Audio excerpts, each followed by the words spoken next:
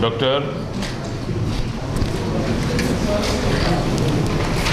le résumé a été assez succinct. Je pense que vous avez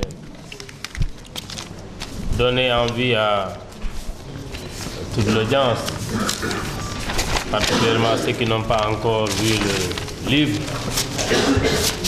de le lire. Je dois vous dire que c'est un ouvrage facile à lire.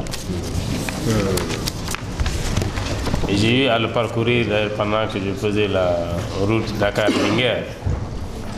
Et puisque nous faisons des trajets assez longs avec beaucoup d'escales, j'ai pu en aller-retour finir le livre.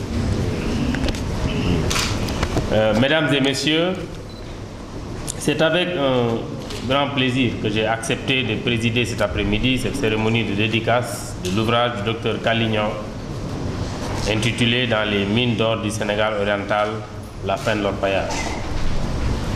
Cet ouvrage est le second l'auteur après son essai sur l'Afrique à l'heure de la gouvernance mondiale, paru en 2009.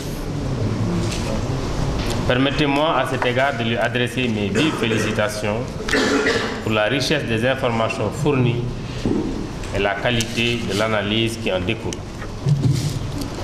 Par une approche didactique particulièrement vivante, l'auteur nous fait descendre en effet au cœur des activités d'orpaillage avec une écriture d'une rare beauté, une simplicité de lecture et un art de vous guider qui pousse le lecteur à vouloir dévorer le livre d'un seul trait en vous donnant l'impression d'être un habitué des Djoura.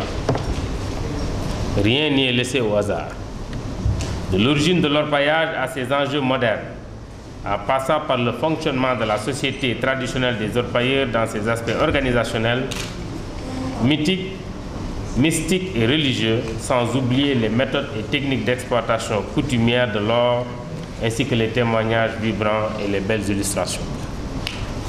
Cela ne surprend guère si je rappelle que Kali est docteur en sociologie et spécialiste en développement durable. Mais c'est vraiment dans la deuxième partie, intitulée L'orpaillage aujourd'hui, entre tradition et changement, que l'auteur est au cœur de sa préoccupation centrale. Cet intitulé est en effet la forme affirmative de l'interrogation principale du titre de l'ouvrage. Est-ce la fin de l'orpaillage? Orpaillage ici s'entend au sens strict d'activité traditionnelle d'exploitation de l'or, avec tout ce que cela implique comme organisation et règles traditionnelles de fonctionnement. Kali ne répond pas de manière directe à sa propre question, mais à la tristesse qu'on perçoit chez lui avec la banalisation actuelle de l'orpaillage. On devine aisément sa réponse, qui est celle bien triste, qui voit la désintégration d'une organisation sociale séculaire, riche de valeurs, sous l'effet des mutations du monde moderne.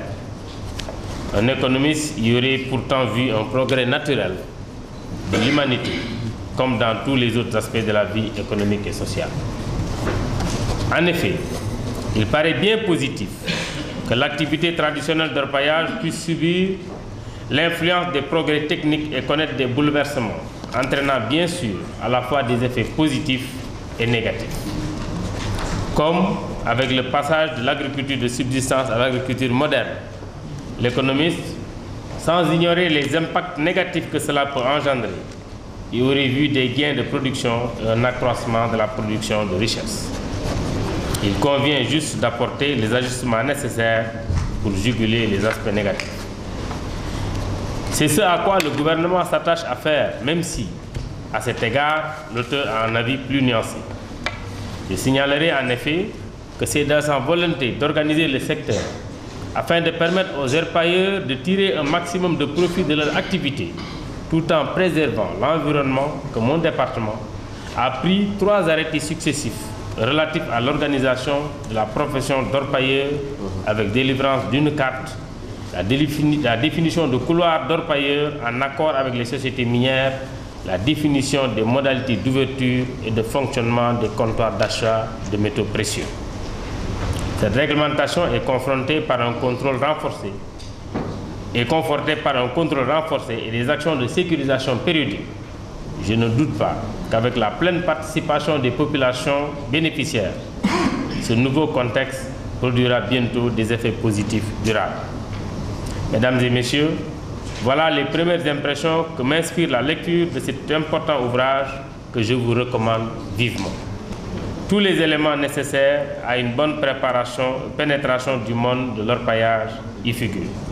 Je voudrais donc, en votre nom à tous et au nom du gouvernement, réitérer mes vives félicitations au Dr Kalignan pour cette belle production.